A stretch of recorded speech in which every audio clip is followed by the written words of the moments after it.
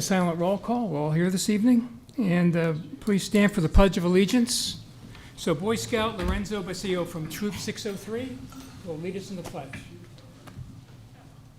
I pledge allegiance to the flag of the United States of America and to the republic for which it stands, one nation, under God, indivisible, with liberty and justice for all. Okay, well done. Thank you, Lorenzo. Okay, first up is the consent agenda. All items listed hereunder are considered to be routine by the town council and will be enacted by one motion. There will be no separate discussion of these items unless a council member so requests, in which event the item will be removed from the consent agenda and will be discussed separately. Item 1, approval of the August 4th, 2026 Town Council regular meeting minutes. Item 2, approval of the check register report, August 2026. Item 3, combined trial balances, all funds, June 30th, 2026. So that is not in the packet. And Kristen Cray, would you like to comment regarding the item 3 not being in the packet? Yes, thank you, Mayor. Yes. Thank you, Mayor. Okay, I'm on. Thank you. The combined trial balance, we worked really hard to try and get it on the agenda. We have that 24-hour posting requirement. There's a couple things going on. One is this typically happens at year end. June 30th was year end, so we're balancing the books for year end. In 2024, the similar process. However, we're also instituting the new financial system that went into effect August 8th. So we're working off of 2 systems right now, so that made reconciliation even more cumbersome. And in addition to that, we were preparing for the audit, which we have to do year-end close for, which we are required to have the combined trial balance for. So it's just a matter of timing. You will see the combined trial balance for June and July in our October meeting. And it will be available most likely within the next week. So if you need to see it, you can ask me for it, and we can get it to you. Okay, but certainly be on the next. It will definitely be on the agenda next agenda, absolutely. Okay, well, thank you for that. So would anyone wish to poll items 1 or 2 for discussion? So hearing no comments, I would entertain a motion to approve consent agenda items number 1 and number 2. I move to accept agenda items 1 and 2. Second. Okay, all in favor? Aye. Opposed? It passes unanimously. Thank you. Okay, number 4, current events. And we have a few items. So Friday, September 11th, we do Carefree Conversations. So on September 11th, 9 to 11, we'll be in the pavilion during the farmers market. And Councilman Lon Johnson and Colleen Rose-Gertie will be with me on that day for a couple of hours. Then on that evening, September 11th, that marks the 25th anniversary of 9/11. And to commemorate that day, we'll have a program here in the Town Council chambers beginning at 6 p.m. for about an hour. We'll be joined by a resident, Bob Jenkins, who was in one of the towers before the planes hit. And he'll share with us his memories and experiences. And then we're going to have something called a memory board on display. So if you have maybe photographs or newspaper clippings or things that kind of tie you to that day, you're welcome to post them on that board and share it with other folks. And it's just an opportunity to just pay respects 25 years later. Next item. Let's talk about the CVS store on the northwest corner of Carefree Highway and Cave Creek Road.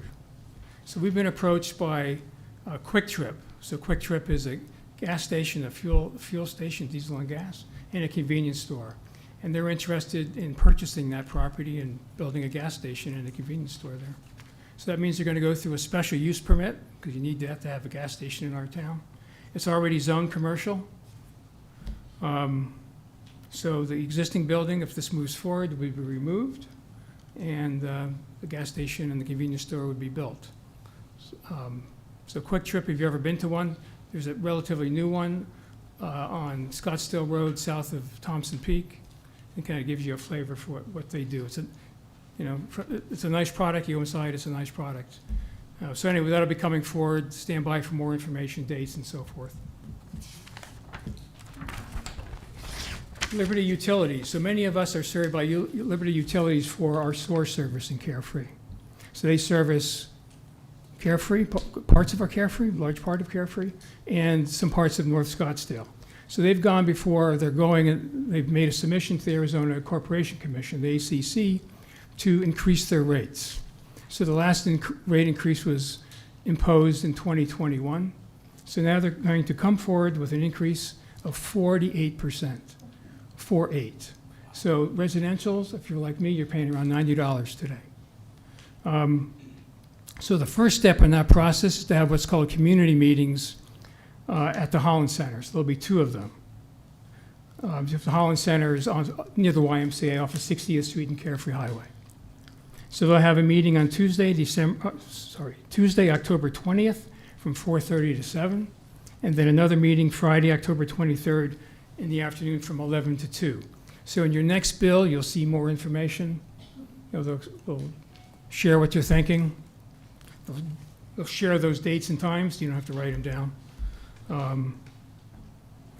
So that's what we can look forward to.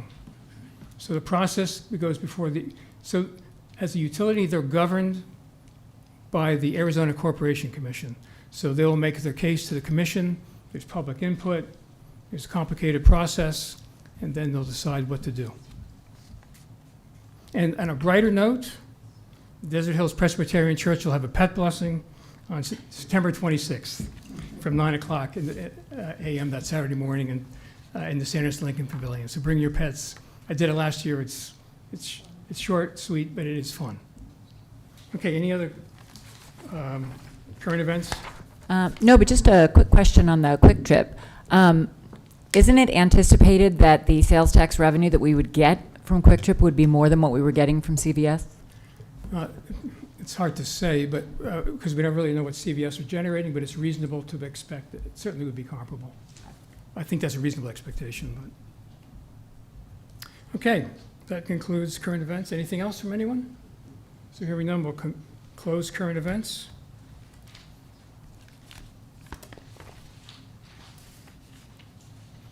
Item number 5, review, discussion, and possible action regarding automated license plate reader flock safety program review.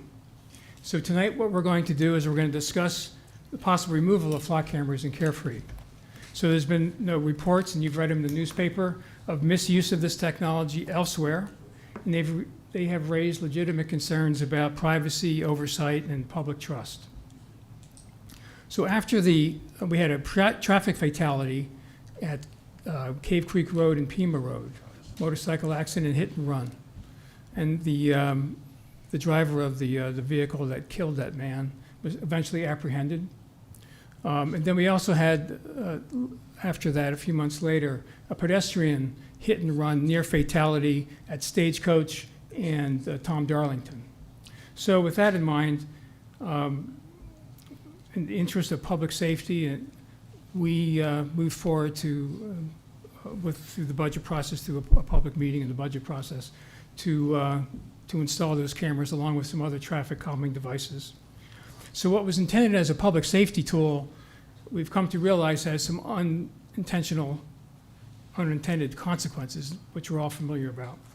So tonight, to lead off, the town administrator will take us through a little bit more foundation and details about it. Then we'll open it up to the town council to discuss. Then we'll open it up to public comment, and then the council will consider action. So with that, I'll turn it over to Kristen. Thank you, Mayor. I'm just going to do a quick overview of what was in your agenda packet, kind of put the foundation in place for how we got to where we are today. The mayor had wanted to bring the flock camera program back before you, council, for two very, very specific reasons.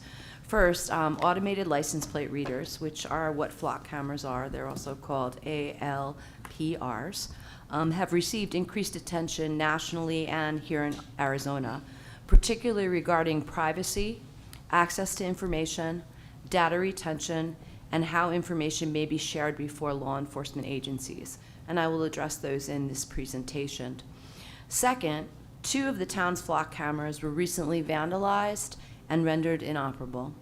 Before we proceed with replacing those cameras, it is appropriate for us to review this program and make a determination as to our next steps.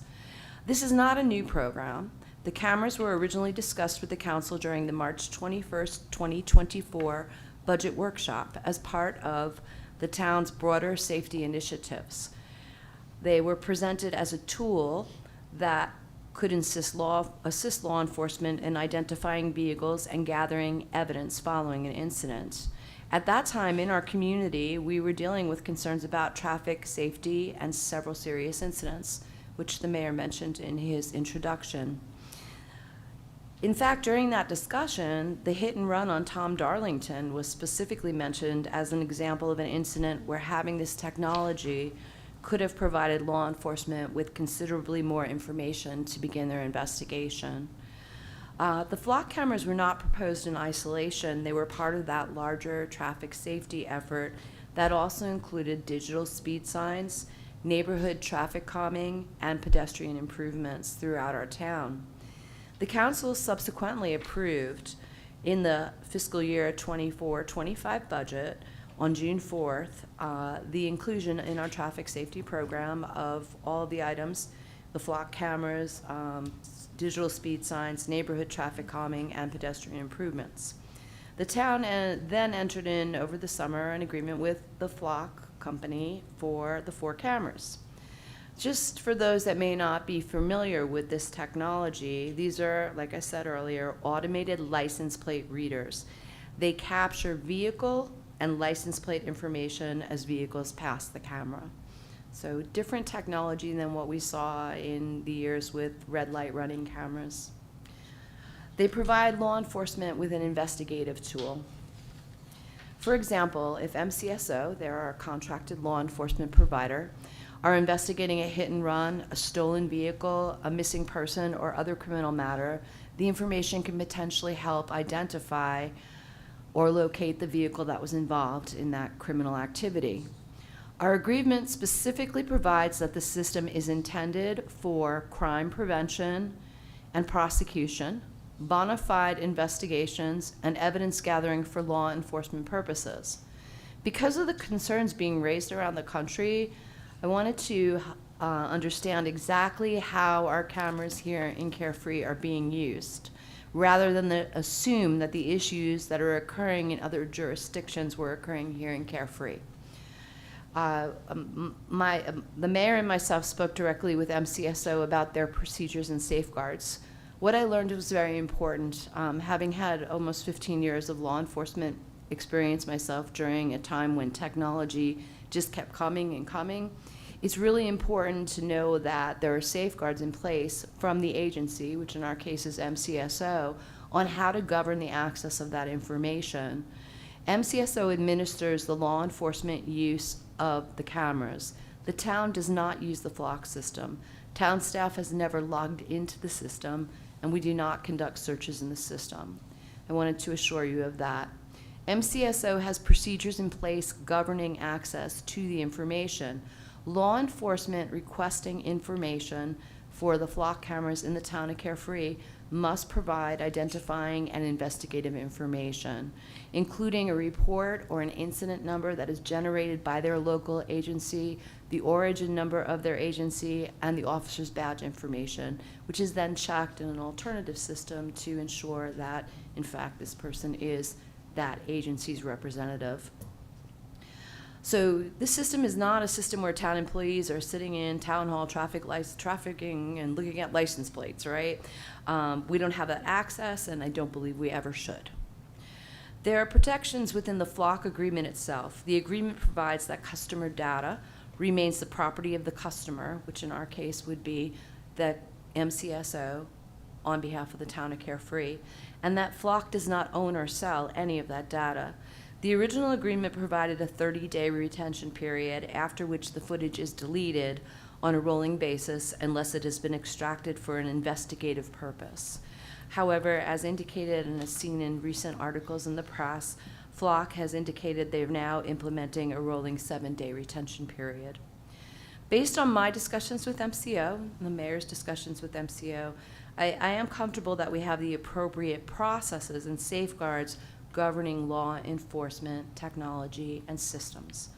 And I think it's particularly important that we, as the town, do not have access to the system ourselves. We have 4 cameras, 2 that have now been vandalized and are inoperable. So we currently have 2 functioning cameras left. So I thought this would be an appropriate time for us to evaluate the next steps and review the program, and I hope I've provided you with enough information to do that. So it really comes down to the council providing direction on, do we want to continue the flock program? And if so, do we want to move forward with restoring the system to 4 operational cameras? And I leave that to the council to provide us with direction. Yeah, well, thank you. Thank you. So just a couple of details. One, town doesn't own the flock cameras, and so the cameras that were vandalized, we're not responsible for repairing them or finding them or anything like that. But if we were to reinstall them, we would incur a reinstallation fee. And I would also add, as Kristen pointed out, when we embarked upon this 2 years ago, we were in good company. There were many, many cities and towns across America and Arizona who installed them. And as we're hearing about cameras being taken out or contracts being canceled, we'd be in very good company again. Because who has done that? Cave Creek, Sedona, Flagstaff, Sierra Vista, Surprise, Tempe, Chandler, they have uninstalled or terminated their contracts. So to me, the key is to arrive at a balance between public safety and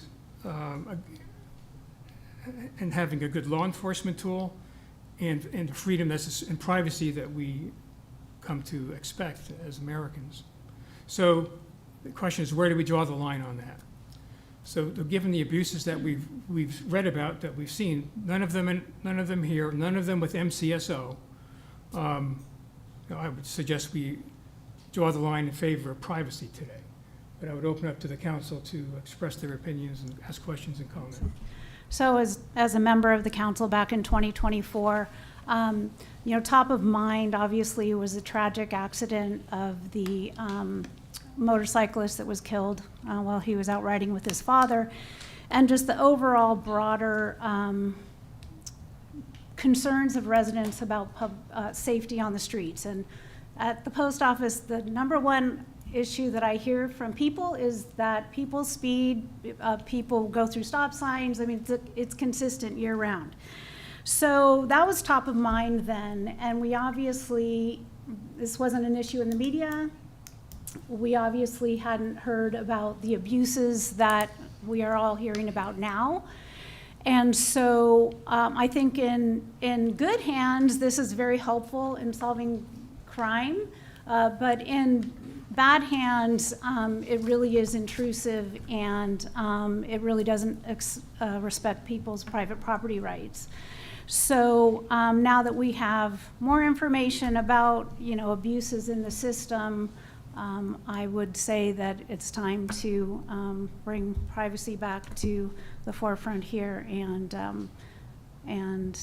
take them out. Now, having said that, just one other thing I forgot to mention is that various surveillance techniques were used to find the person that hit the driver or the motorcyclist on Pima and Cave Creek, and it wasn't particularly flock cameras, but other cameras. And then the license plate readers kind of came into effect, and then cell phone data came into effect. So that was how the person was caught. And at the time I thought, even though it was a real tragedy, that it did provide some sense of relief to the parents, knowing that the person responsible would be held accountable. But that's it. I pretty much agree with everything Councilmember Amoroso said. I think that we do need to have our privacy. Again, I think no one realized at the time the abuses that would happen, which is unfortunate. So I think until they can come up with a system that is, regulated and there's more control, that we really shouldn't even have it, and we shouldn't be looking to use it. I know in the state of Texas, the governor there just defunded for the state all of the flock cameras. So again, I would like public safety, but we also need to have our private, personal property rights and privacy rights, excuse me. So I would just say at this time, I think it's in the best interest of the town to not replace the 2 cameras, to stop our contract and have the other 2 removed. Fair enough. Other comments from the council? I would tend to agree. I've been, and Sheila and I were in a leadership class where we heard stories from Scottsdale Deputy Police Chief Slavin about the success stories of cameras. And I mean, they're rather outstanding what they've done. And Scottsdale has 85 of those cameras. And when they have large events, it goes up to 200. So, I mean, there is value. But I think with what we've heard and where we're at, I think it's prudent for us to, put a pause on this and see where we go next. I think there definitely is a lot to it, and it may be a very good tool down the road, but I think it's a good decision. Thank you. Thanks. Other comments from the council? So hearing none, I would open it up to public comment. So first up is Mr. John Mattis.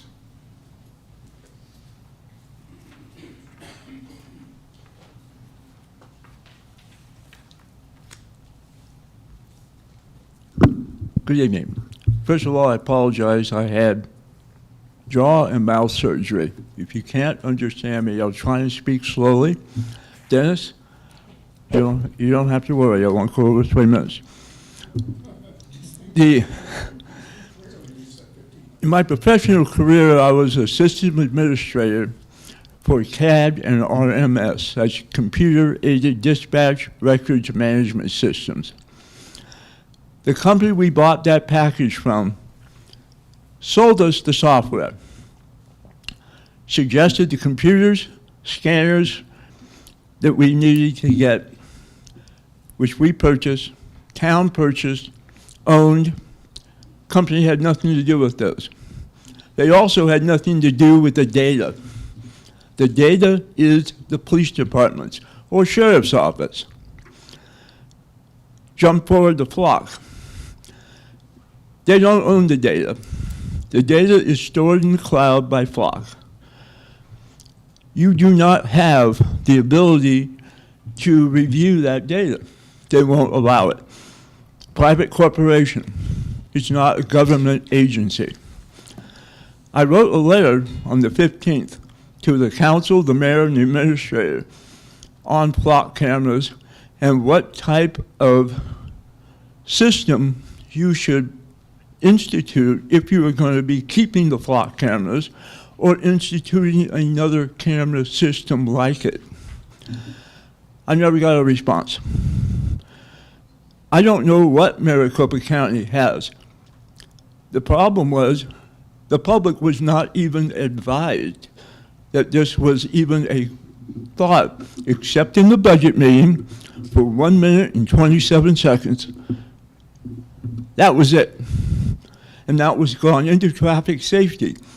It's much more than traffic safety. It should have been a policy written on how it was going to be implemented. The town doesn't own it. They lease it. They lease the cameras, they lease the software, and the sheriff's office has access to it. It's the tail wagging the dog, in my opinion. Being in law enforcement, this would be a perfect tool if it was instituted properly. It's not. And it needs to be, if you're going to keep it. I'm under time, Dennis. Mr. John Nimsky. For 3 minutes, sir. Sorry? For 3 minutes. Yeah, thanks. John Nimsky, Carefree, longtime citizen. Just a couple of comments. One, I don't recall this ever being presented before the Carefree residents back in '24, whenever this was first raised as a program. So that's number one. Number two, the cameras are just a tool. To Mr. Mathis' points, it's really the database that we're talking about here and how that database is used. And until we have sufficient regulatory parameters to control how that data is used, I'm in favor of scrapping the program. Thank you. Thank you. Mr. Les Hardy. Mr. Mayor and council members, I agree with everything that's been said. I would like to add a different perspective. And I think if we look at this from a cost-benefit standpoint, the costs are very high and the benefit to the town is very low. The agenda shows a proposed contract of $50,000 for a 4-year program. That's $1,000 a month, which to me is an extraordinary amount of money, which raises the question, what is the benefit to us for that cost? Well, the internet says that the general most likely kinds of crimes that are helped with Flock are carjackings, missing persons, and kidnapping cases. I don't recall hearing about any carjacking cases in Carefree recently, any missing person cases, and I certainly have not heard of any kidnapping cases. So the question then is, should we spend $50,000 or whatever it is, it's $1,000 a month, for something that does not benefit this town? If we lived in a high crime town, a high crime city where carjackings and car thefts were common, then I think it would be a different question. But we don't. We live in a very, very safe community, and because of that, we would not be getting any benefit from this cost. Thank you. Okay, thank you. So that closes the public comment section. Did you have to fill out a form, sir? If I may. But you have to fill out a form and come on up. We'll wait for you. Phone's over here. Oh, what? Put your name on it. Take your time, it's okay. Pass it up to the front. I guess I have a slightly different take on it. I'm against them vehemently. But, by the way, my name is Marklin Williams. I live on Spanish Boot. Mr. Williams, you can do that after you speak. Okay, Yeah. thank you. Thank you. So I don't want to take Just drop it everybody's off time. at the desk. Yeah, just briefly, everyone's mentioned about a safety issue. I don't see it as a safety issue. It's not preventative like a speed camera where, you're going to get fined or something like this, where if they can catch you and you're doing dangerous behavior. I view this as really an invasion of privacy that is part and parcel of technology these days, constantly encroaching on everyone's privacy, whether you're on the internet, whatever you're looking at, they're getting your phone data and everything like that. And I just think it's a slippery slope to start monitoring everybody. I can't leave my community without being my license plate read. I live north of the Cave Creek Road on Spanish Boot Road. Any way I get out of town, any way I get into town, when I go to church, when I go to the drugstore, everything's being monitored. And it's not preventative. Unfortunately, those people that were hit and killed, it's horrible. But it wouldn't have prevented it. And the speeding cameras, people will be fearful of speeding because they don't want to pay the ticket. It has some diminishing aspect to that, and this doesn't. It's just, you're getting monitored. You might as well be taking all my phone information and everything else. So I would greatly appreciate it if we could get rid of them. Okay, well, thank you. Thanks for speaking. So I believe that closes public comment, correct? No more slips?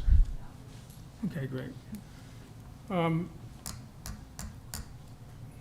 So can I just reiterate one thing? Yeah, go right ahead. So this was done at a public meeting, and if you want to go back and check, we can prove that it was at the March 21st, 24 budget meeting.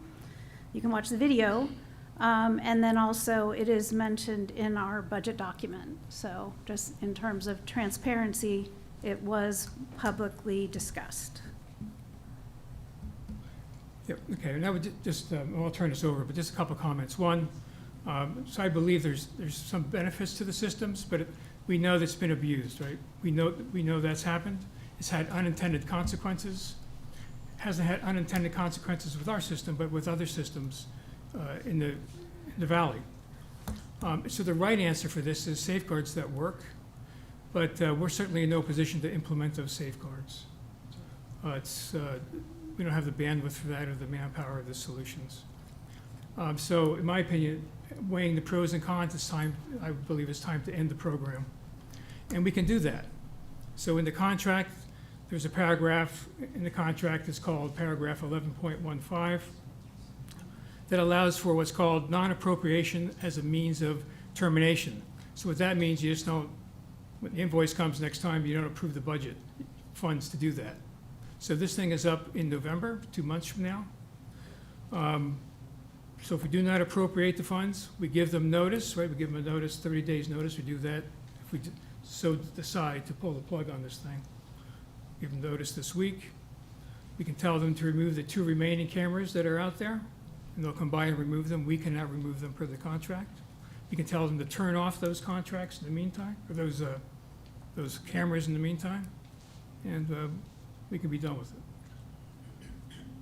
So other comments and questions from folks in the council? No, I'd like to make a motion, though. But not yet, though. Sorry. Okay, I'll listen to it.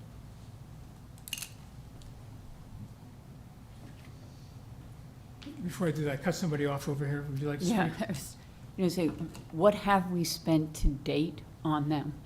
And remarking to Sheila, I watched the March meeting. Gary spoke about a camera, and that was it, that they were looking at a camera because of the fatality on Pima and Cave Creek Road. Nothing about 4 cameras. So, to transparency. But what have we spent so far? Do we know? Yes, 12,000 a year, 24,000 in total. So far, we're at 24, all in. Yes. Okay, because it said 50 on the thing. Okay. That was the contract for 4 years. Yeah. And there's no penalty for early. Just read the contract states, no penalty.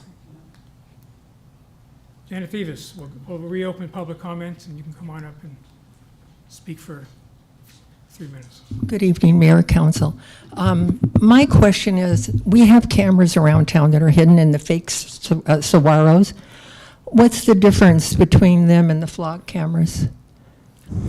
Those fake saguaros are for our phone antennas. I'm trying to think, They don't include what cameras. street do you live on? I know there's one there. There's a fake saguaro with a camera in it, and I know there's a couple around town. Are you not familiar with what I'm talking about? So those fake saguaros, those faux saguaros, are for cell service. They do not include cameras. Okay, all right, you answered my question. Thank you. Okay, any other comments from the council? So,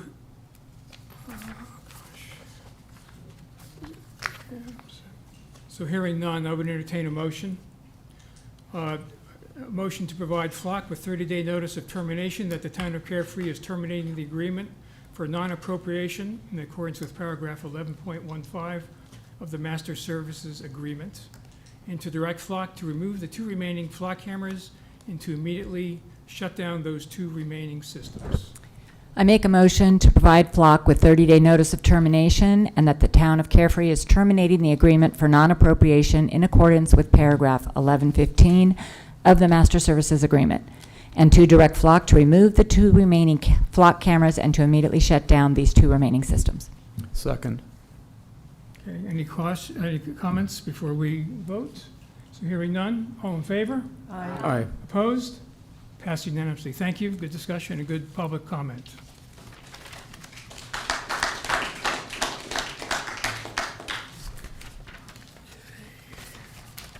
Item number 6. Review and discussion of the zoning ordinance update process led by Matt Klesko of Michael Baker International, including an overview of the process to date, feedback from town staff, stakeholders in recent community workshops and discussion of key issues and proposed revisions. Okay, Matt, welcome back. Thank you, Mayor. Thank you, Council. It's good to be here and provide you a little bit of an update on the zoning ordinance. Last we had spoke, we were discussing some added components of the zoning ordinance process. And so tonight, I wanted to take some time to bring us up to speed on all of the efforts that we've done to date on the project, as well as talk about some of those additional efforts so that we can continue to press forward. So you can see on my current slide, I just have some of the talking points we'll be going over today. So I'll pause quickly on just an update of the process overall and where we're at within that. And then I'll spend some time focusing on the permitted use table and development standards. Those are kind of two of the key pieces of the zoning ordinance. So want to share, those are the primary focus of our most recent community meeting. And so bring you through the highlights of that. And then from there, spend a little bit more time talking about supplemental standards and then going over next steps where that will include a discussion on signage and the town center. Here is our graphic that provides an overview of the timeline. The text there highlights the primary phases of the overall process. The graphic itself kind of reflects where the majority of the work effort is involved. So if you can look at that timeline, we are within that draft period where the majority of, as you can imagine, the work content is prepared. And so we did just have our August meeting, and we'll have a second community workshop coming up in November to talk about the second half of the component of the zoning ordinance, which is the general standards. So that's parking, signage, lighting, landscaping, and some of the provisions that go along with that. So we had some good participation. It was lightly attended for our August community workshop, but those that were there in attendance asked very thoughtful questions, and we had some good conversation with that. But what I would advertise is some of the slides that I'll be going over this evening, especially in relation to that August meeting. That content is available on the project website. So if you did not join that meeting, if you are interested in some of the items that I go over this evening, you can go on the project website, review this material, and there's a active survey that you can use to provide feedback, the same type of feedback we were requesting at the workshop itself. So the whole idea, as you can imagine, is if you weren't able to participate in person, you can participate virtually and have the same experience and share the same level of input on areas that may interest you. What I wanted to also note to ground everybody in my comments today is this is a slide we used to kind of convey what are the primary elements or topics of any zoning ordinance. And so you can see here we have the zoning districts, the zoning map, use standards, general standards, and the administrative procedures. And so for my talking points this evening, as I noted, I'm going to focus primarily on these top three areas, the zoning districts and the use standards themselves. And as I pointed out before, it's those general standards and administrative procedures that will come next in the process and be discussed more at that November community workshop. So, jumping into the first conversation, and I believe in your council packets you have some additional material that went along with these specific slides. That material is there as a lot of council material there for reference. It's not there necessarily to be connected with my talking points today, but if you did have a chance to look over that material, have questions, feel free to ask this evening.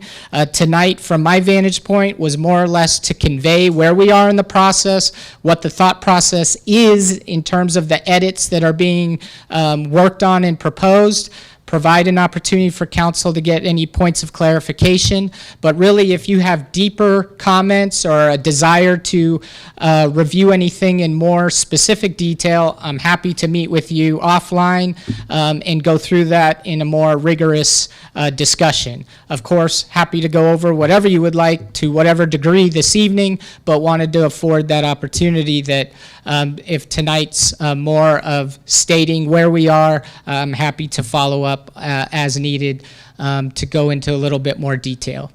But the first I wanted to get into was the zoning use table. So we have established zoning districts within Carefree. This zoning process is not contemplating and has not been expressed through community outreach that we need any more zoning districts. So in terms of other zoning code updates where we might investigate, do we need to create a new zoning district? This specific process, I should say, did not find that. So we moved beyond just looking at the zoning districts and start asking ourselves, what are the uses that could be allowed in every zoning district? And so what you see on the slide here is a zoning use table that's in your current code, and that's provided on the left. It's great to see that the zoning code has this table included. That often is not the case in many zoning codes. They will just list out the uses that might be allowed in any zoning district in paragraph format, and it becomes very hard to follow along what uses are allowed in what zoning districts. So the baseline that the community already has a table developed is great. But through our update process, we did find some opportunities for improvement. And so that's what you see on the right-hand side is the current working draft of the updated table with track changes or red line edits shown on it. And so this is our intent as we go through this process. Rather than often we will provide an updated zoning code with just the language itself. Here, we're trying to show where actual edits are provided so that we have that, as it was mentioned before, transparency within this process.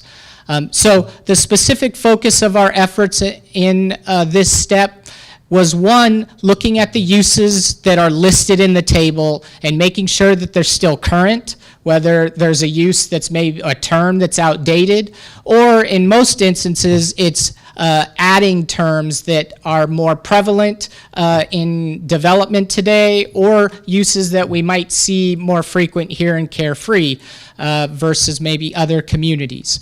So that was our first step. And so if you were to go through this table online, it's multiple pages. It's not just the page you see on the screen here.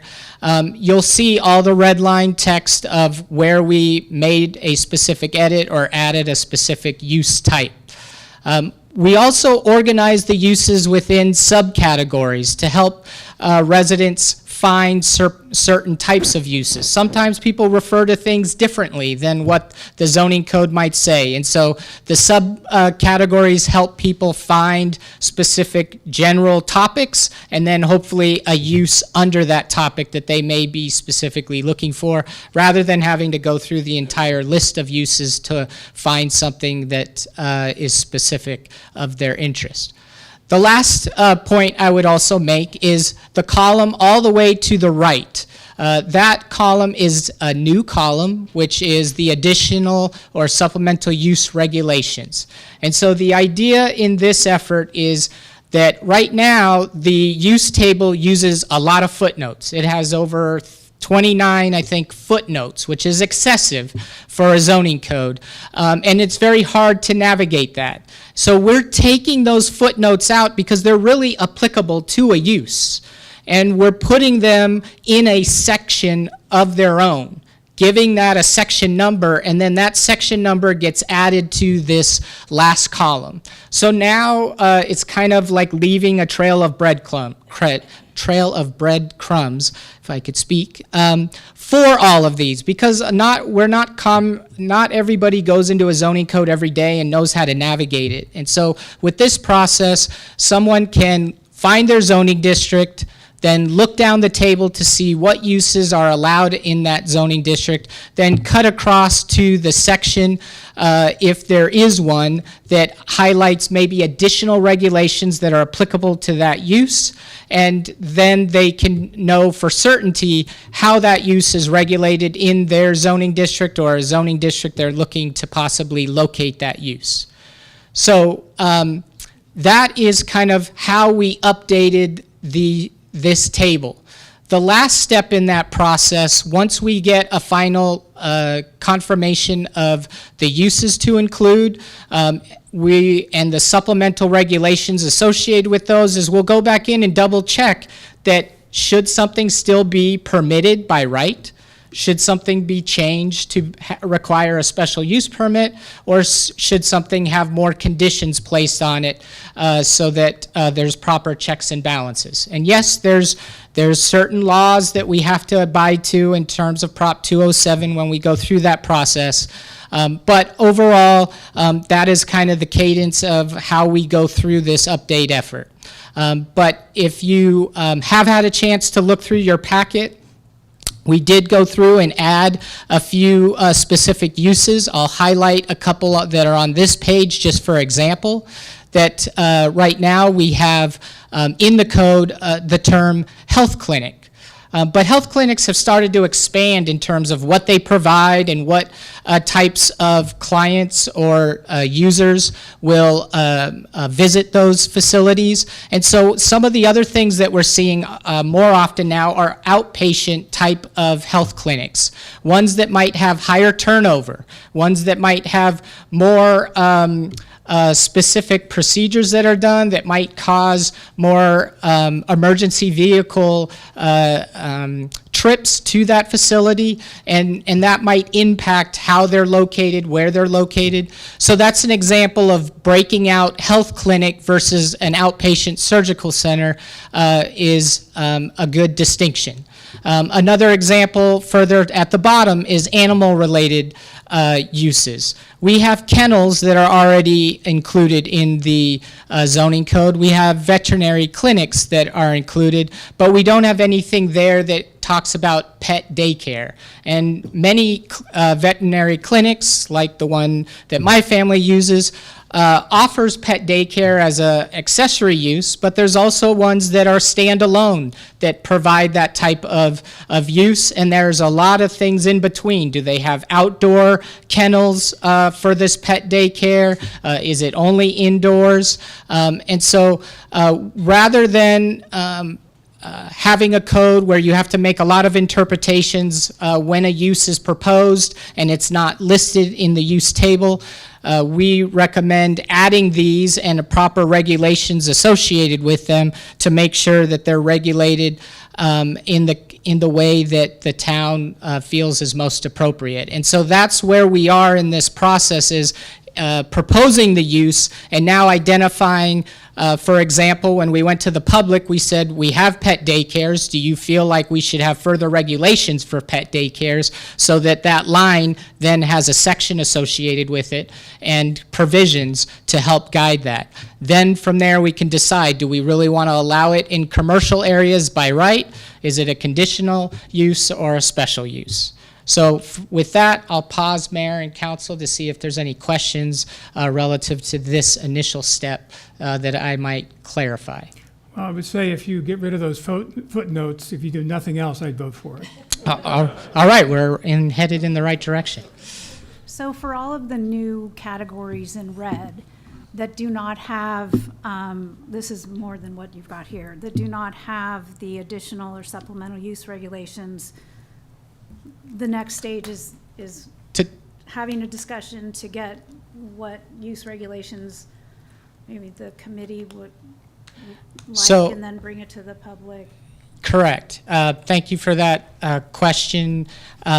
Yes, that is the process that we're working through now, is to show the use types that we would recommend adding. And now that kind of gets the public's mind in, okay, how would that use locate? What are some of the mitigation factors that I might be concerned about with that use, so that we can then provide additional clarifications for that. So we're coming to the table with recommendations, but we're wanted to check in with the public to see if they have any. When we went to the advisory committee on this, they had a great suggestion. We have car rentals or rental facilities here, but one of the advisory members mentioned that we have our side-by-side rental businesses here in town and up in this part of the valley.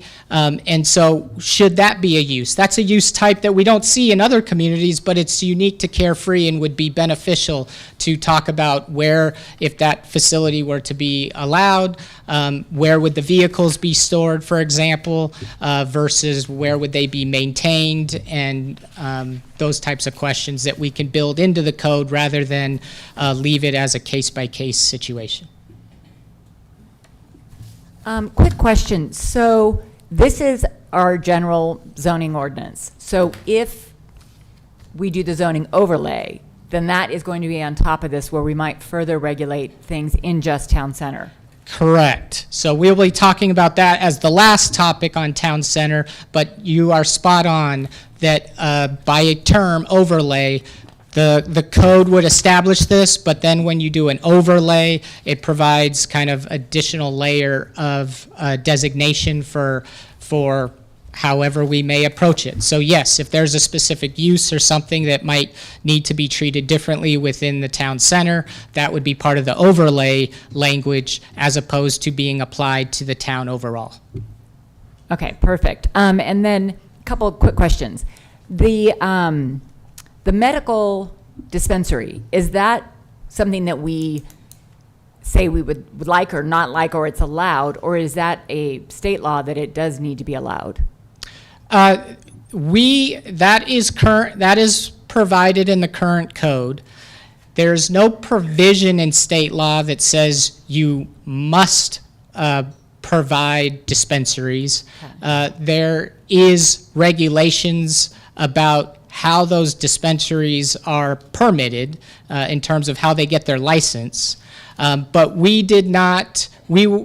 it was not discussed as needing to be an area to be revisited. So we have preserved those regulations as they currently stand within the code. Okay, and then further in there, I'm just curious, you're talking about the maximum height, and it shows it at 37 feet, but then you could have your additional 6 feet, for your other equipment, things like that.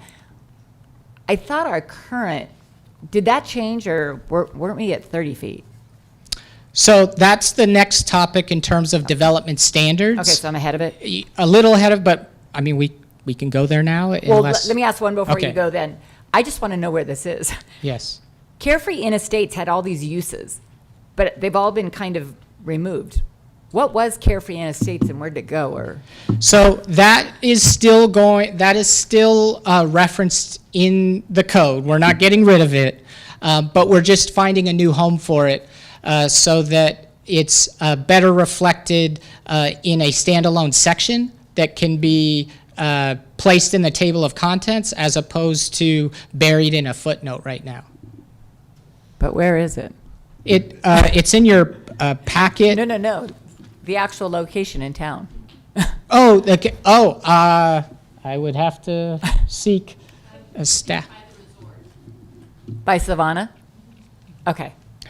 Yeah, to just clarify on that front, we recognize that language was in there historically, so we didn't know the whole history of where or how that came about. So rather than create an unintended impact, we preserve that language. So if there is a perception that we need to dive deeper in that just to make sure that it's still applicable, we're happy to do that. Okay. Yeah, I believe that's called Carefree Estates. It's just to the, if you're standing in front of Savannah, it's to the right of it. To the same right. side of the road. I do have a question for you. So on some of these tables, it shows commercial, C at the top, and it has S. Does that mean it needs a special use permit? Correct. So a bar, tavern, tasting room needs a special use permit.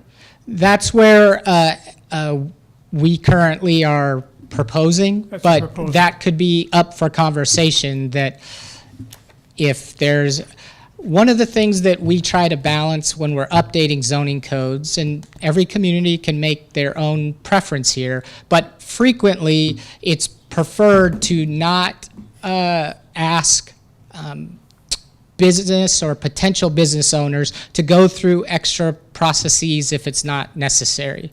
So sometimes we want to ask ourselves, if something is a special use, why is it a special use? What about that use needs special consideration? And if the topic is something that we might be able to mitigate through certain regulations, we tend to favor, well, let's put those into the code and have it be a use that's permitted with conditions. Basically saying if you meet these conditions, then you can go ahead. But bars and those types of things often do have some obviously more concerns associated with them, and so a special use might be most appropriate within a smaller community like this, but a larger one might place some certain provisions and have it be allowed by extra conditions. Okay. Hey, further on, it's another table where it talks about accessory buildings. Is that an ADU? So accessory buildings would, the topic would be where ADUs would be addressed, but we are not addressing ADUs specifically. We have guest house here in Carefree, an accessory building, and an accessory use is what we're wanting to make a distinction about. So there's a lot of nuances. You can have an accessory structure, which is like a gazebo, and those types of things. And then you have an accessory building, which might be a garage, it could be a pool house. And so that can start to get a little nuanced when you're trying to make a difference between what is a guest house versus a pool house, for example. But usually it's, if you're affording a full kitchen, then that obviously allows one to live in it more full-time, and that usually is what triggers something that goes from an accessory building to a guest house. So for the purposes of this, a guest house is equal to an ADU? Yes, I think we want to be sensitive to that term ADU because it's referenced in state statute now as something that certain size communities have to accommodate, but Carefree doesn't meet that threshold. So that's why I'm just being sensitive to the use of ADU. Okay, good. Answers my questions. Thank you. Yeah. Just a suggestion, better to have the open houses, not in August when no one's here. I got a lot of complaints about that. And you remember when we did the general plan with you, we had like 30 people. We had a lot of people show up because it was September, October. And I think for something as important as the zoning, you want the maximum attendance. Understood. I appreciate that, and we're always trying to thread that needle of we want maximum participation. We definitely want residents to feel heard, but we also want to balance the overall time frame in terms of delivering this to the town. And so we had last met in April with the community, and so we were trying to extend that out or work with the community as best we could, but we thought if we pushed it out to, some don't even come back for September, and then we would have had that long delay. So if there is guidance from council about how we navigate those things in the future, I'm very appreciative of that feedback, but it was trying to make that balance between keeping the process going. So we tried to push it off as far as we could, but completely understand how many residents do leave over the summer months. So the next meeting's in November? Correct. And then this, if we stay on schedule, will be done in March? Correct, that's the But goal. I do Yes. remember that people were concerned about how long it was going to take. So there's a balance of trying to not make it take longer than anticipated and and trying to balance it between really heavy Right. times. But I think the website also kind of helps, where people can go and view what you've done and make comments and do surveys, so that's also helpful. And I guess as I stand here, we're happy to bring back that material to that November meeting and let residents even have an opportunity to see that as well. So maybe that's also a way to pull any of those residents back into the process and make sure they feel like they had a chance to comment and look at the information. So thank you for that feedback. So Matt, for some of the new categories that have special use permit designation, would it be better to come up with the additional or supplemental use regulations instead of having a special use permit process? Yeah, well said, and you're spot on, that for discussion purposes, we put S in a lot of those as a placeholder, but the idea is to come in, provide some examples of here's things we can possibly regulate about this. Sometimes, well, like the outpatient surgical center, we might have, very minimal, but it might be they have to be located on a collector or above roadway so that it's not on a local street. We might have provisions about an extra buffer if it's located adjacent to residential development, something to mitigate any impacts that existing. So those types of provisions we would come forward with. Hopefully the residents might have some additional questions based off of that language. Then we can say, you know what, with that guidance, I'm comfortable changing this S to a C. Okay? Okay. Hearing. Continue. Thank you. So, as it was mentioned, the other component of this is the development standards table. So once you see your zoning district and the uses that might be allowed in that district, then you navigate to the development standards table to say, okay, what are the setbacks? What are the heights? What is the lot coverage that is allowed in my specific district? And so as the same message applies here, that it's encouraging and great to see that the town's current code has a table that outlines a lot of this information. And again, often zoning codes, traditional zoning codes don't have this, and it's just in list form, and it becomes very hard to follow because it deals with one zoning district at a time. So having this all in a table took one big step out of the process. However, we did see some opportunity to revisit some areas in the development standards table. We, through the process, we have not heard a great level of concern about how residential is guided within the town, meaning maximum height of single-family residential, meaning the setbacks, meaning the lot coverage.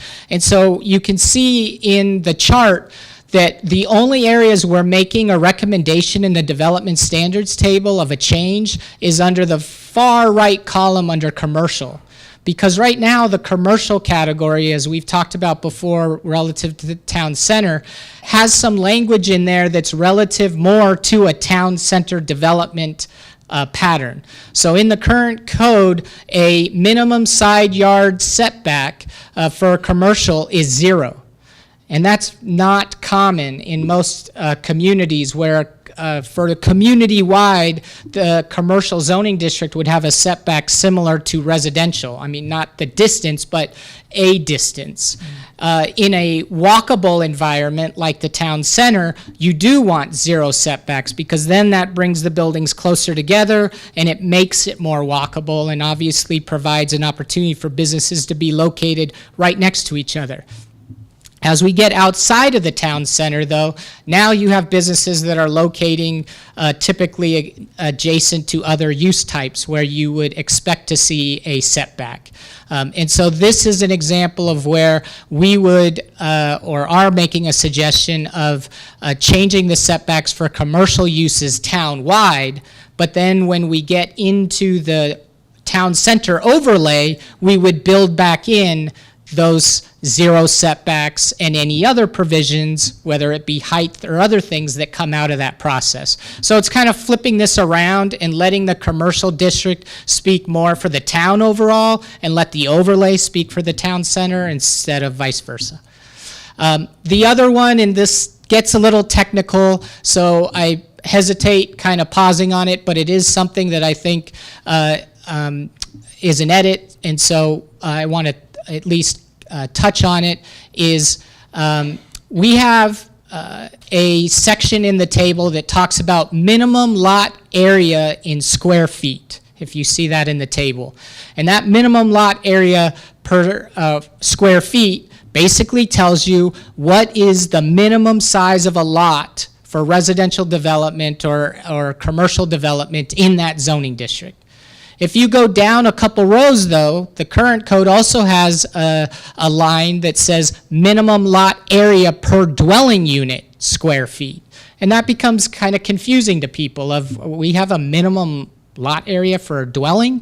And if you look at the crossed out text, that square feet is the exact same as the minimum lot area. The only place it changes is when you get to R3, which is Carefree's multifamily zoning district. And it changes from a 1 acre lot or 43,560 square feet to 6,000 square feet. Now, if you figured it out, what this line is really trying to do is control density. And so if you take 6,000 square feet and divide it into an acre, you get 7. And so that's the density that is allowed per the general plan for multifamily. So our recommendation is, if you're gonna have the code speak to density, then speak to density and make that change. So we just went ahead and did the math to show this is the density that's allowed in zoning districts, as opposed to a terminology that is kind of outdated of a minimum lot area per dwelling unit. So again, something that most users of the code are not even going to pause on, but it's an edit that, again, we're in the code. We might as well tighten up things that have kind of fallen by the wayside, and that approach is more common with a density calculation. So within this, though, we are preserving the footnotes for this table because that's how they are utilized and beneficial, and there's not as many of them as the use table. But again, this information is on the project website. If you go to the town's main page, right at the top of the page says zoning ordinance update. You click on that and it'll take you right to the project website, and you can review this material if any of it is of interest for those in the audience. But with that, I'll pause to see if there's any questions relative to. I have a statement on page 16, under public facilities, Roman numeral 2. You speak of the sewer treatment facility located within the boulders shall not be allowed to increase. It can't, it's gone. So I don't know if you were aware of that, but it no longer exists. So you want to take that out. Thank you for that. That language, yes, is anything that's not struck through or read is existing language, so that's a helpful point of clarification and one we'll certainly update. Okay, continue. All right, moving ahead then. That kind of highlights where we are with the first phase of the process. What I wanted to get into a little bit to give us guidance on the second phase of the process is talk about two specific topic areas, one being signs. So signs is an area that we've discussed we want to take a closer look at. And we're starting to get into that review. And as we developed our considerations for that, there was some great strengths within the code. The code continues to use tables to organize signs, which is another great aspect. They're coordinated by permanent sign types versus temporary sign types, and that's a positive. But there's other issues that do require some attention. And we've talked about this, and I think the town has talked about it in other procedures, and that's first and foremost compliance with Reed versus the town of Gilbert. I think council's up to speed on that Supreme Court ruling, but it's that content neutrality regulation. And more specifically, temporary signs is really the area relative to Reed and to the ordinance overall that needs the most attention. And so that's where we're, as I'm highlighting in red on this particular slide, where a lot of our edits are going to be focused. We aren't really looking at making comprehensive edits within the permanent signs. So if we heard from council, we haven't heard through any public dialogue of strong concerns about permanent signs, whether they be too large, too many on a building, we don't like the materials, and again, that's all signs that are up permanently.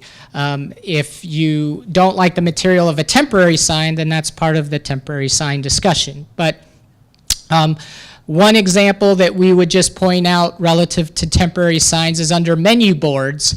You have, which is a permanent sign type, because within menu boards it says you can place those on a building and list your menu. But then it says, or you can put it on an A-frame sign. Well, then that brings it off the building and into a temporary kind of environment. So even within the code, there's some inconsistencies that we would need to make sure are clarified relative to that nuance as an example. So the specific areas that I wanted to jump into relative to signs, first is sidewalk signs. I know this was brought before council a few meetings ago that the code has regulations, and not necessarily bad regulations. This is a snapshot of those, not all of them on this slide, but for conversation purposes, some of the ones that are most relevant are listed on this slide. But it's understood that there was a kind of pause in some of the regulations associated with this as the town was navigating the pandemic.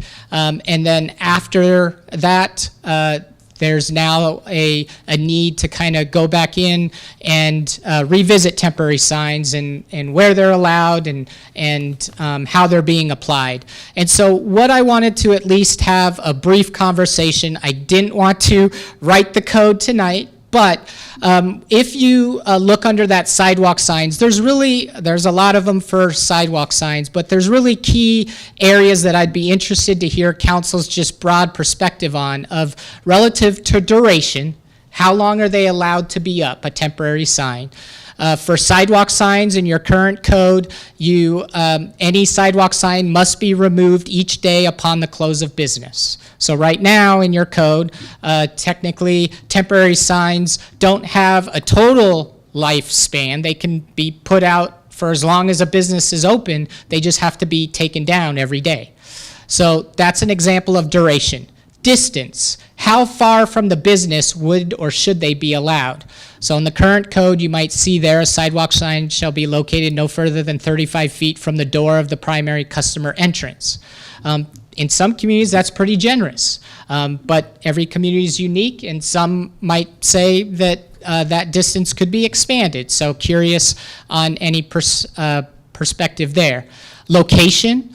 Should it be allowed just on a sidewalk in a right-of-way, on private property? You can see here this image, it's in a landscape median or a parking median. So thoughts about that.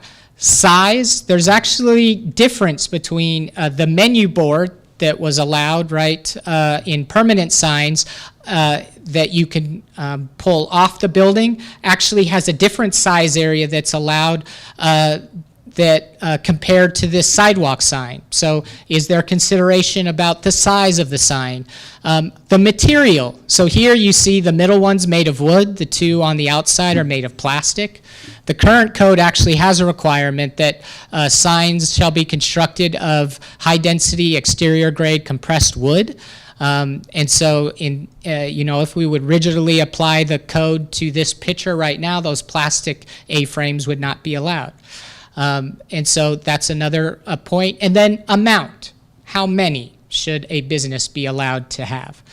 So again, I'm not necessarily asking council, let's work through all of those items this evening and get consensus, but it's more of, if you have a thought on areas you think we should give attention to and bring forward recommendations, we would love to hear those. Otherwise, we'll obviously apply our best practice and institutional experience there. But I'll pause for comments. Well, I think we need to reach out to the retail business and the business in town to get their inputs on this for sure. To me, these signs can create a lot of clutter, so we should manage them. I like the idea of pulling them in at night. If you're going to lock the front door and you walk a maximum of 35 feet, you get your sign, you bring it inside, and then you lock your front door. I don't think that's a big ask. But yeah, we definitely need to get input of the businesses on this. As far as the materials, I would kind of think we'd want to go with, the high-grade plastic. I just think the wood with the sun out here is just not really going to wear very well. So I think you're just looking, and they're going to want longevity, right? So whatever's going to last the longest. So we might want to look at that. And the wood weighs a lot. Also on the temporary signs, when a new business gets a permit, a business license, they don't have their sign yet, so they should get a temporary sign permit that expires when they get the permit for their final Permanent sign. So you don't have any of this ambiguity that someone's got a sign up and you're not aware of the fact they haven't gotten the permit for their permanent sign. So I think businesses would be really happy with some clarity there. Good feedback.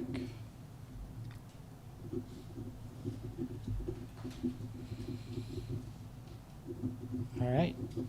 And I agree with the mayor. I think it's something we have to reach out to the businesses, maybe have a retail meeting and get the feedback from them.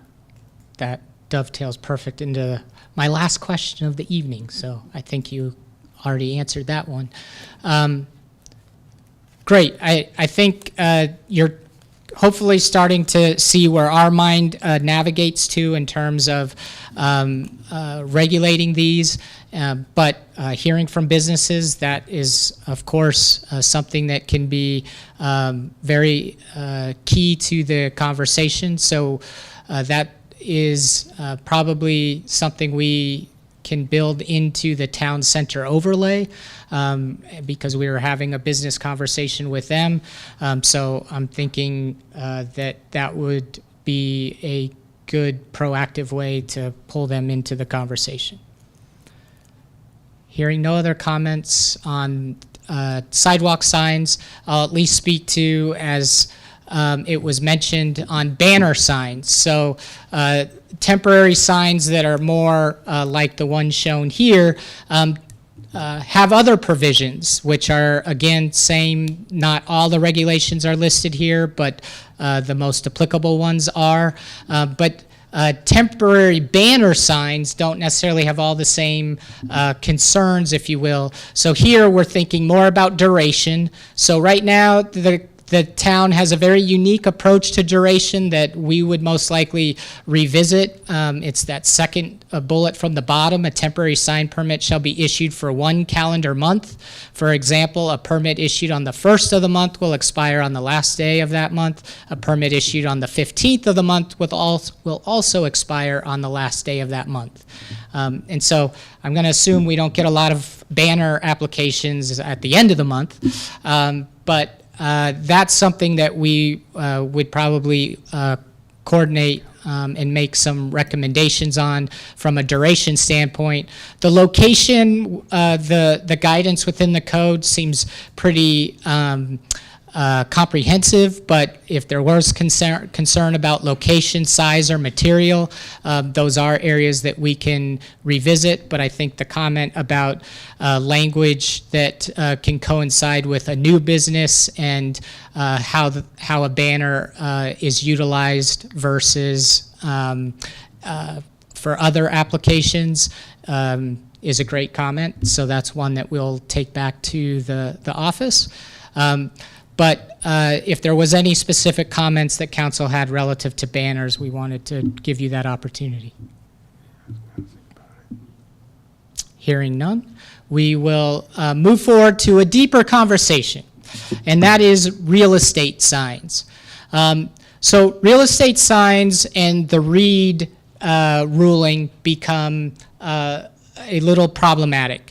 So as we understand, the Reed Supreme Court ruling, which for those in the audience that may not be familiar, basically made a ruling that for any temporary signs, in this case, that are placed in the right-of-way, that you cannot regulate the signs based on their content. It has to be content neutral, that the regulations for the sign in that right-of-way have to be applicable just to the sign and not what the sign says. So in this instance, for real estate signs, we have language that regulates real estate signs, for sale and for lease signs, contractor and architect signs, open house signs, model home signs, and sales office signs. All of those, though, unfortunately, you have to read the sign in order to determine if there are any of those to then apply the special regulations that are associated with those. So the message here that I just want to convey to set everyone's expectations is we can get into real estate signs and clarify that. We can even get into the sign. This image worked well because it has a temporary sign in the right-of-way, but it hypothetically has a permanent sign on the property itself. That permanent sign, we often now, based on the Reed ruling, someone might say, that's a for sale sign in my front yard. Well, you have to read it to determine if it's a for sale sign. So we call them yard signs now. And yard signs would have regulations associated with them, and they could be any type of sign. They could be a sign saying, Timmy graduated from high school, great job, happy birthday, or my house is for sale. But yard signs would have to be regulated just as standard provisions. The same would apply for temporary signs if we continue to allow them in the right-of-way. So I just want to be clear that we would make regulations that would control how many of these signs one could have, where they're located, what they're made of, but we can't say that an open house sign is this size and a I'm selling firewood sign is this size. They all have to be the same. In some communities, like Gilbert, that was part of this Reed ruling, they just threw their hands up and said, fine, we're not going to allow temporary signs in the right-of-way at all. And so any of those signs that you would see now have to find a way to locate them on a private property. They either have to ask the homeowner, can I put this open house sign on your property? I'm sure many will just put them up and expect that they'll be down by the time anyone notices. But that is one message that I wanted to convey on real estate signs, is that we will be making modifications to this and will not be able to necessarily parse this out as much as it is right now. And I would just suggest we speak to the real estate community and get their inputs on it. Yeah, I mean, we'll get there. We did have some realtors at this last community workshop asking questions. So again, we'll be interested to hear their feedback. We usually can align on size. Most often it just comes down to quantity. How many of these turn, left, turn right to get to an open house? There's a lot of comments these days about, do you use your phone and other means to locate that information? garage sales, those types of things would all be lumped into this sign type together. So those are the things we're going to have to balance, is that if we want to allow a certain number of real estate open house signs, those can align too with garage sale signs. So how do we balance these temporary real estate signs to political signs? I mean, how do you, without looking at content, how do you distinguish? Yeah, so that's an interesting nuance. I think our perception from working in other communities is a consistent perception that state statute, ARS in Arizona, regulates to a high degree political signs. It has strong language on where those signs can be placed, what size they are, and all of the things that kind of go against what I just said. So it's universally, I think, viewed that state statute actually is not in concert with the federal Supreme Court ruling. So in those instances, and what we've typically moved forward with is to list political signs in the ordinance and say CARS, and let the state and their regulations stand on their own. And if anybody has issue with those regulations, that it's issue with ARS and not an issue. Some communities will repeat ARS language in their zoning code and write political signs and then take that language and put it in their zoning code. And in our experience with other communities, and town attorney may want to jump in here, but we've been suggested that it's better to let the state kind of defend themselves as opposed to a community or municipality taking that ownership of that language.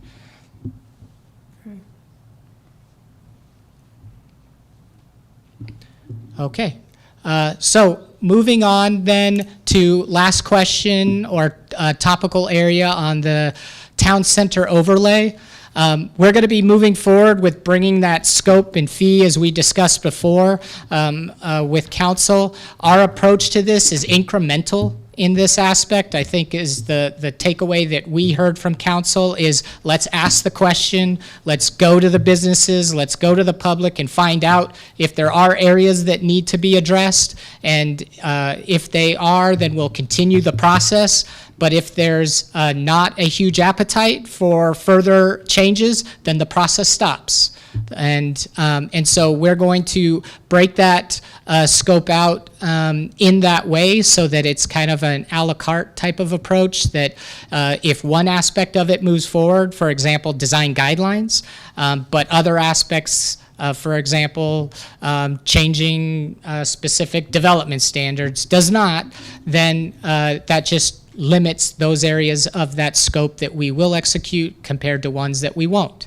The two areas that I just wanted to see if council had any strong confirmations on is in terms of the boundary working right now, not the final, but how we would approach this is that the town center overlay area is going to, for discussion purposes from the start, mimic the redevelopment area. So it would just focus on, in essence, the red commercial areas that are shown within that town center zoning map. So if there was any discussion about possibly expanding this to other uses like residential, then we're certainly, or jumping Cave Creek or Tom Darlington to pull other areas into the conversation. We're open to that, but we didn't, based on our initial conversations, believe that that was something that needs to be included at this time. So if there was any comments, feel free, council, to share. The other would be wanting to have that discussion in meeting with businesses and the public. So the question from a business standpoint is, do we want to have a broad business meeting and invite all commercial property or all property owners and or businesses to that meeting, or would it be a advisory group of select businesses that we would identify? I would say invite them all. Agreed, definitely. I would do an advisory committee. We used to do breakfasts for the retail businesses in town, just to get their input and to tell them how much we appreciate them and to find out if there was anything we could do for them. And nobody showed up. I mean, we were lucky if we'd get 2 or 3 businesses showing up. So I think they're more likely to participate if they're a part of an advisory committee. That's just my point of view. Possibly as a tweener, we could kick it off with a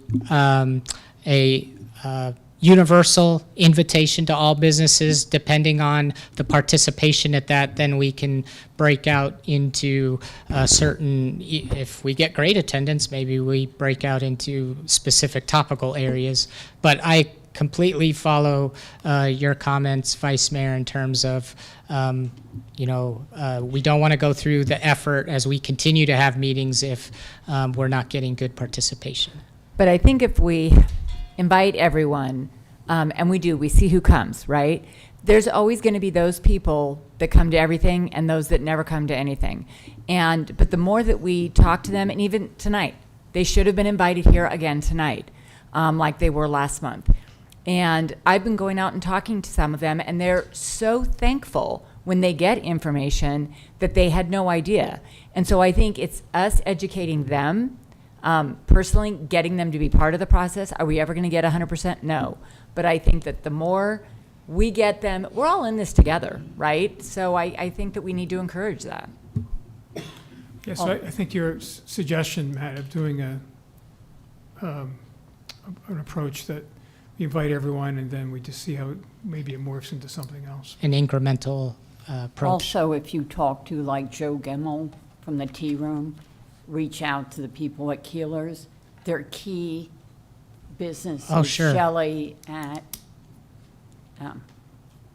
Spanish Village.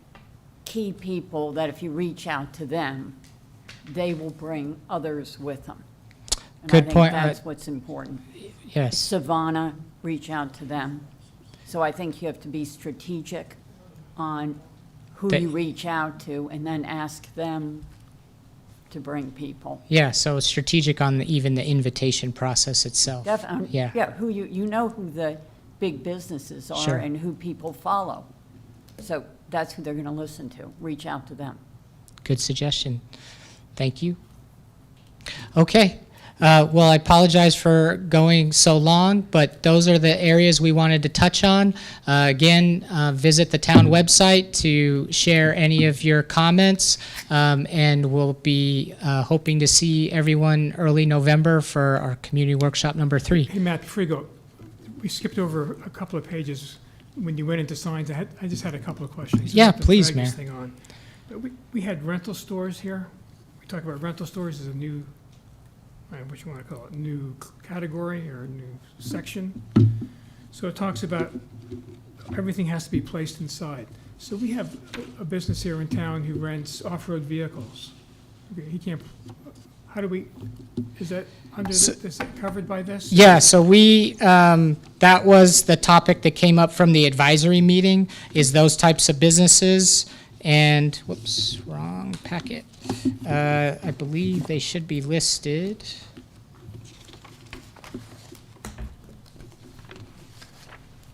Yeah, so on page 6 of your packet, there is a rental store, and right below it, rental store outdoor recreation. And so another aspect of the update process is going into all the definitions and updating those to coincide with all the uses. And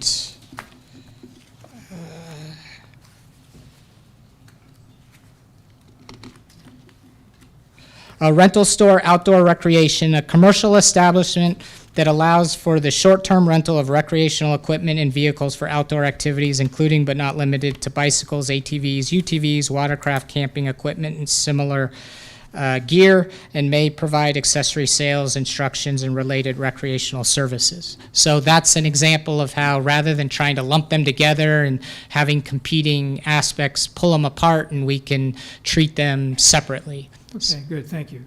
And then page 37 talks about retail sales. So all items to be rented or sold shall be placed inside. So Lowe's, like every Lowe's in America, has stuff in their parking lot. How does that handle? And that's something that we can, in terms of big box users like that, they often have conditions through their development agreement process, if there was one, that would allow for accessory conditions like outdoor sales or even storage in the parking lot. So if that's something that you think we need stronger language of, then I would agree that the code is fairly light on that. Oh, so my concern is having things which are just too restrictive. I mean, I want Lowe's to have their stuff outside like every other Lowe's or Home Depot. So I wouldn't want to have code that says, oh, everything must be covered. Yeah, I guess understood. For point of clarification, relative to the business type, would you want to make sure that that's not abused? So sometimes, for example, in the town center, if Lowe's is putting plants out front that are on sale now we might have businesses in the town center apply the same approach and take up a portion of the sidewalk.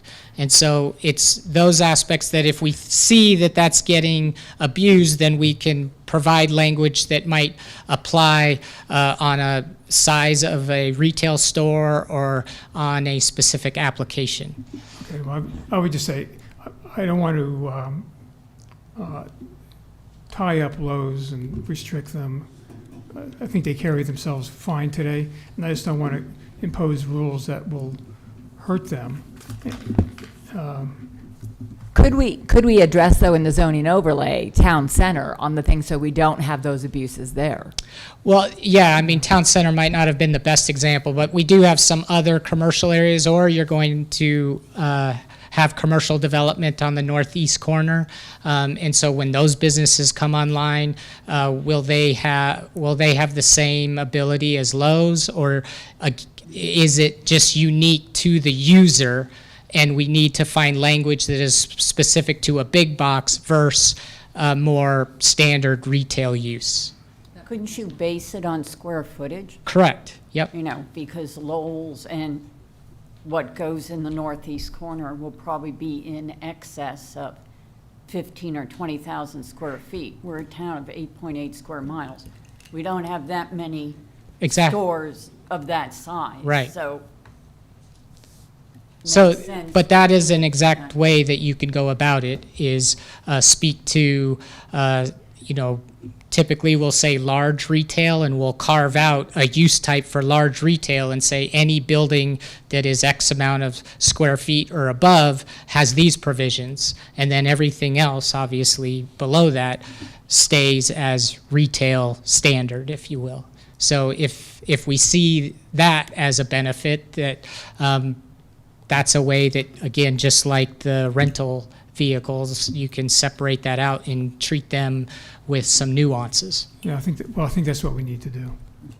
Okay. And my last question is, we got rid of warehousing and put in wholesale. So what's the thinking here? So our understanding is the current code has warehousing, but we don't have any language about self-storage. And so self-storage facilities were being tied to that warehouse use type because that was the closest that the code had. So we went in and said, well, we should just make warehouse self-storage and have very specific standards on that. And then the warehouse was changed to wholesale to speak more to you can store things for the purposes of selling them, but to have a building that sole purpose is just for storage was something that, as we went through the discussion at the advisory level, was not a use type that was something Carefree has a lot of space for. So it was, the limited space we have, can it be for uses like light assembly was another one we added, that if someone, they buy parts and pieces and they assemble it in a small warehouse area and then sell that, that's the type of maybe use that we're looking for versus get this shell building, fill it with stuff and close the door and leave it. So that was the thought process, but if there's concern with that, then that's, Just trying to understand it. yeah. So, okay. Any other questions from anyone? Okay, Matt, well, thank you very much. Yeah, thank you for the feedback. Greatly appreciated. Oh, we have one call to the, thank you, one public comment from Mike Braun.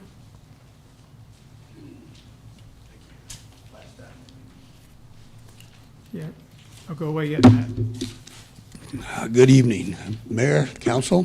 Michael Braun, I'm Carefree resident. Matt, I have one comment. Where'd you go? Right here. Your zoning use table could have been more user-friendly, where when you went out to the right-hand side and you click on it, it doesn't go anywhere. So I got to go find that regulation instead of you telling me where it is.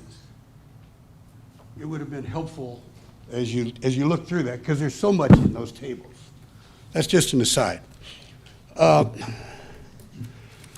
We have requirements, as we found out today, for restaurants, cannabis, office, utilities, utility pools, pharmacies, schools. We even got it for dog hotels. We don't have any rules and regulations for hotels or lodging that I could find anywhere in there, especially in your table. There's nothing on the right-hand side. There's nothing about height, color, landscaping, dark sky for lights, parking, landscaping, restaurants, liquor, size. There's 99 rooms over here, I believe. I couldn't find 99 parking places for that if I had to. Now, I'm not against the Hampton Hotel, okay? I think it's helped the community. I think it provides opportunity for businesses, to expand their sales. It obviously brings in taxes. So I don't have a problem with it, but it looks to me like we didn't regulate anything. And we didn't regulate anything in the new zoning code either that I could find. So it seems to me that I have a couple real negatives on the building itself. Number one, the height. Number two, the colors. Number three, the Hampton sign at the top that lights up every night. I cannot imagine in a dark sky community that we allow that sign, that it doesn't violate some sign ordinance we have, because God knows we have a lot of sign ordinances. We got banners, we got this, we got that, we got everything. The problem with having all that is we don't enforce any of it. So if we don't enforce it, there's no sense in having it. That's my second comment on the signs. But my real comment is to protect against what just went up behind us, or in front of us, I guess. If we still have a couple corners that those could come in on. And I did not find any regulations at all about hotels or lodging. Well, thank you. So Matt, it's good points. Just got to make sure going forward we have the tools to manage these things. Yes. Well, all good comments, except for the point I guess I would want to clarify is that we do have, for clarity, hotels, motels, and resorts are in the list. But as far as independent regulations, there are regulations associated with uses on Easy Street. And so a lot of the regulations that my understanding that were applied to the hotel were those footnotes that, again, we're trying to build back into the code to be more user-friendly. So the feedback I heard tonight is we have some work to do, that's good, helpful. The second part I would say is to be continued, because we've all discussed that if it's considerations relative to the town center, that's the exact type of discussions we would be having for the town center overlay. So I think well taken. I'll take that feedback to the team and say that we need to be more clear on where those regulations can be found, because I agree that we do have regulations for that use type. So there should be a language here sharing where that can be found. But if that language needs to apply to the town overall versus the town center, then that's another area that we need to break out and consider separately. So there might be some provisions that are regulating in the town center that we can pull out and regulate to hotels and resorts overall. And then have further conversations about what we want to see in the town center. But I think the comments overall in terms of parking and lighting and landscaping, a lot of those also come in the latter part of the zoning ordinance. And so some of that just hasn't been addressed yet. But as far as finding regulations on that, well said and fair that we have some areas that we can tighten up. Yeah, so when we get to them, we'll remember that. Yes. Yep. So if memory serves me correctly, there were decisions made for the specific parcels where the Hampton and the View are. Over time, like Stacy, you can correct me if I'm wrong, but starting in 2006 or 7, specific to those parcels where I think projects were proposed, changes were made, and then they never made it to completion, like they never got off the ground, if you will. So I think that there were at least 2 or 3 or 4 different changes made that allowed, by the time the Hampton came in, that specific parcel allowed for that. So how would you capture that? So if I follow your point, and I think basically what you're getting at is whether we know what that process was or what those regulations are, what you're saying is at the time that project was approved, there was certain conditions or regulations that were in place. Let's just say it like that. As we move forward and update the code, there is that notion of non-conforming. So if I follow your comment, what I would clarify is we cannot go back in time. So if there were regulations that allowed for these projects to be developed, but this code then establishes a change to that, we cannot retroactively go back and say, okay, Hampton Inn, you now need to take that sign down because we just changed the sign ordinance. In the non-conforming section, they would be permitted as a legal non-conforming use or application, in that they legally did what they did at that time because the code allowed them, but the code has changed since then, and if they were to make a change, and usually we have a threshold, it's often 50%, that either 50% of the cost or 50% of, sometimes it's the building square footage. If something is a change of it, or it falls down or something, then they would have to put it back in alignment with the zoning code. But we cannot go make them do something after the fact. Yeah, so the key here is to learn from our experiences, develop a robust changes to the code that we're working on, so we don't do what we did before again. Correct, but we have to be, now there is room for consideration, but in terms of the non-conforming or what does fall within that, there can be a conversation of, well, who gets in gets in under the old code versus the new code. So sometimes you can have discussions about, well, if someone's already submitted an application, are they viewed as going in under the old code or the new code?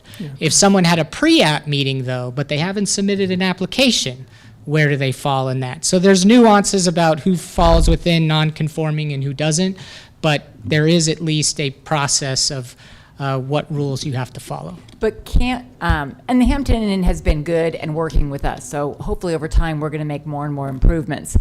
But when they go to paint, again, if we have our design guidelines in place and our color palette, whatever it is, then we can kind of address that and they can paint it with a better color.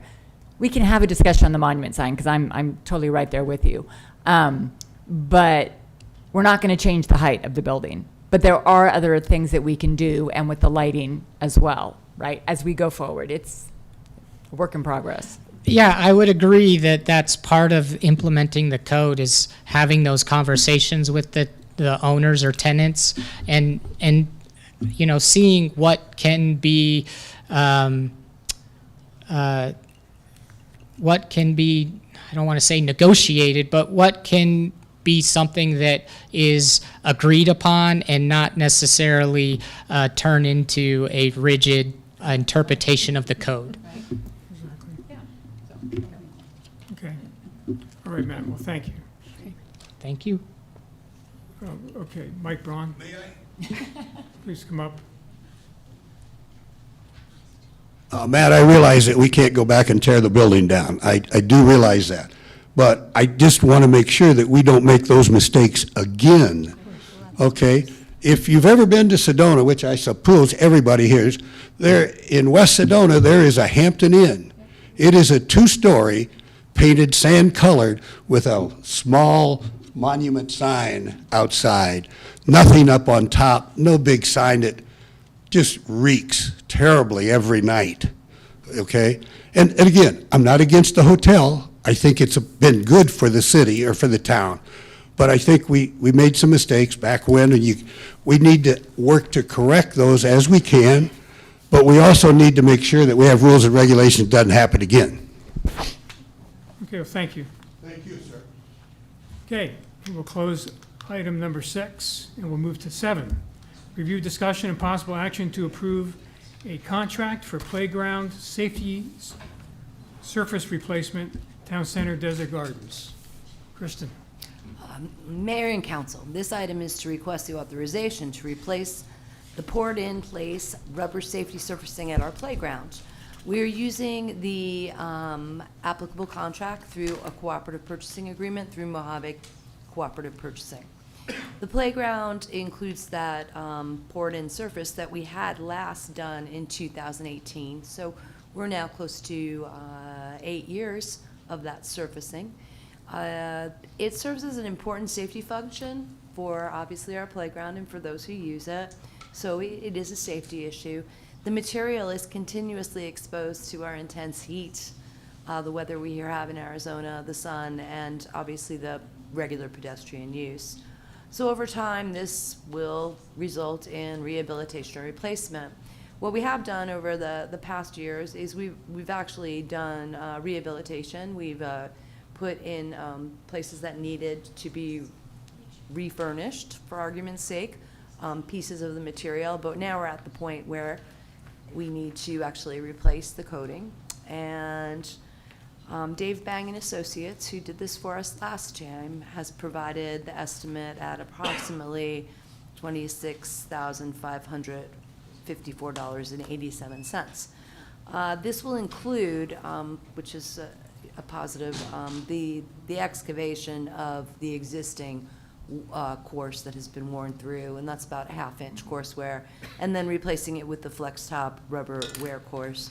As you know, we've been evaluating the Desert Gardens and Town Center for some of these shall we say, maintenance issues and potential capital replacement issues. So what I intend to do is as these things come up, to include them in the ongoing. If we're replacing now at 8 years, we can anticipate that we will need to most likely replace again. within the next 10 years, right? So we can start tracking these things more accurately to determine when these costs would next come up, because it is a cost, but it's a very important cost because what's most important is our safety of our residents and obviously the children in the playground. So I think that covers most of it. If you have any questions, I'd certainly be willing to answer them. Any questions? Yeah, I just have a couple of questions on the contract. Just to clarify, I think I probably should have put in there, that's the actual bid. So, yeah, it's not the contract. The bid was what I needed you guys to approve the expenditure for, and then the contract will be forthcoming after I sign the bid. Please go ahead with your questions, Councilmember. Oh, based on what you authorized tonight, you won't actually get the contract. So ask me the questions now so that I can make sure they're in the contract, okay?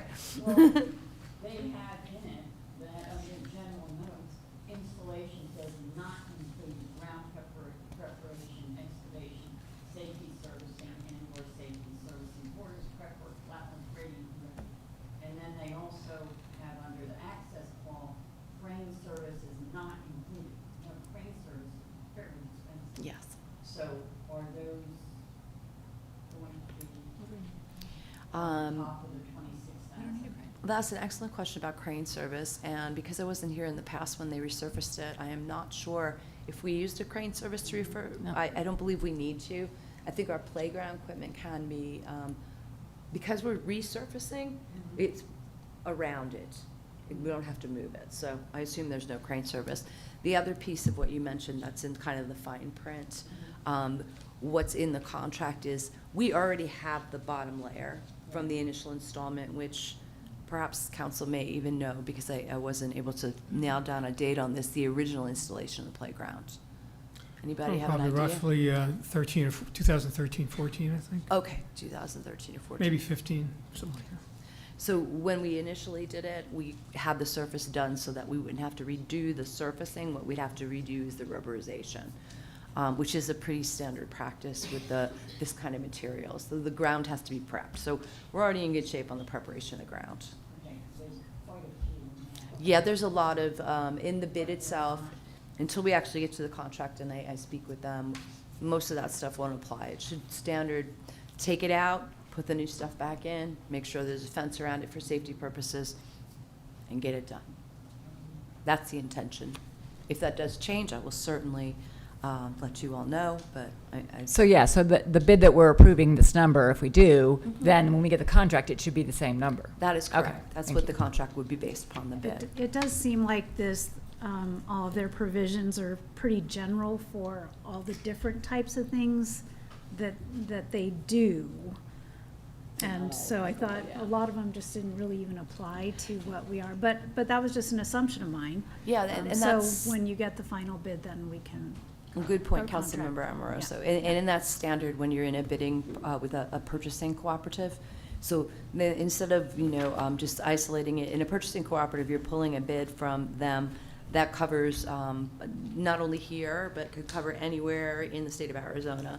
So they have to have all the cursory things in there, because it may be that the bid does not include the actual, surfacing of the undermount of the rubberization. So all those things are pretty much standard bid language. But when we get to the contract, I'll make sure that we have the right items in place. And obviously, we'll have our town attorney review that as well. Okay, questions, comments? So hearing none, I would entertain a motion to approve the authorization of the playground safety surface replacement in an amount not to exceed $26,554.87. Can I have a motion, please? A motion to approve the authorization of the playground safety surface replacement in an amount not to exceed $26,554.87. Okay, any questions before we vote? Hearing none, all in favor? Aye. Opposed? Passes unanimously, thank you. Item number 8, review, discussion, and possible action on the first of 2 readings. Ordinance number 2026-05, amending section 2-5-3 of the town code relating to the effective dates of resolutions and directing the town clerk to incorporate the amendment into the town code. Kristen? Mayor and council, this item is what's considered that first reading of ordinance 2026-05. This ordinance makes a rather straightforward clarification to that section 2-5-3 of the town code. We have been reviewing town code. Staff has been doing that, and in addition to that, in conjunction with our town attorneys. And we identified language that currently provides that ordinances, resolutions, and franchises do not become operative until 30 days after passage. That's the way the code is written.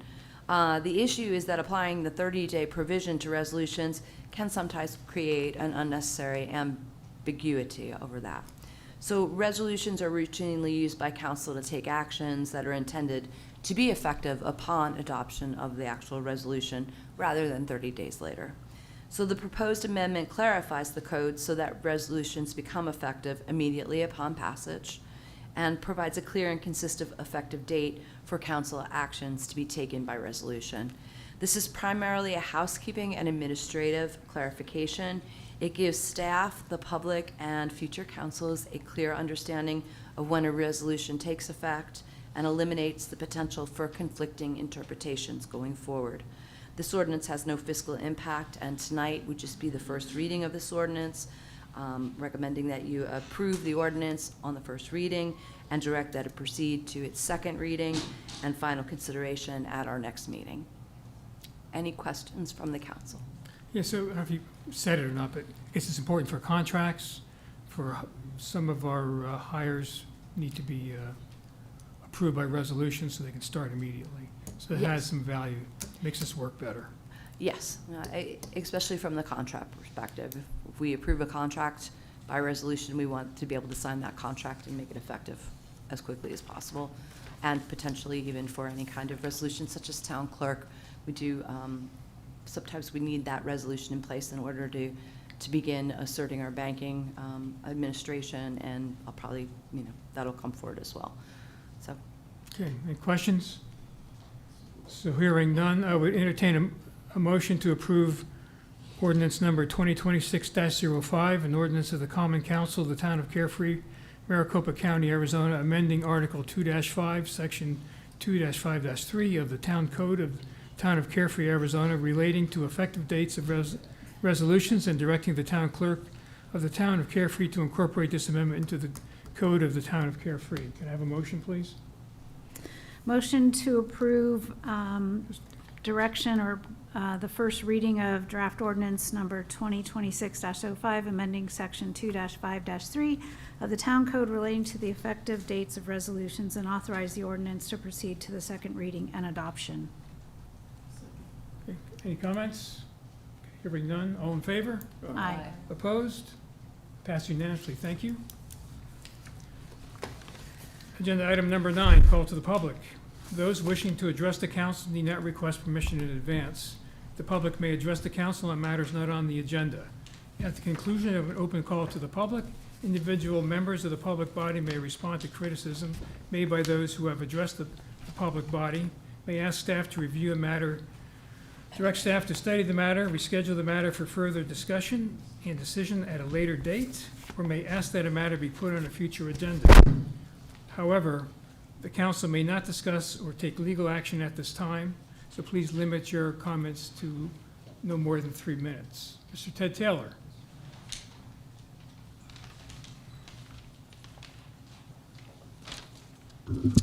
Hi. Congratulations to the mayor and Public Works on moving forward with the repairs to the park flooring. I know I have spoken at council meetings about the need to address maintenance issues, so I'm pleased to see action being taken on several of these concerns. As I have emphasized, keeping our parks and gardens well maintained is important not only for our residents, but also for visitors who come to Carefree and experience our town through these public spaces. Our gardens are an important part of what makes Carefree special, and they should always be presented at their best. Thank you for moving forward with these improvements. I look forward to seeing the continued progress. Thank you. Okay, thank you, sir. Very good. Okay, I close this call to the public. Motion to adjourn. I'd like to move that we adjourn. Second. Okay, all in favor? Aye. Opposed? Okay. So We're who's adjourned. Thank you very much, going to do this everyone. when I'm gone? You'll never adjourn.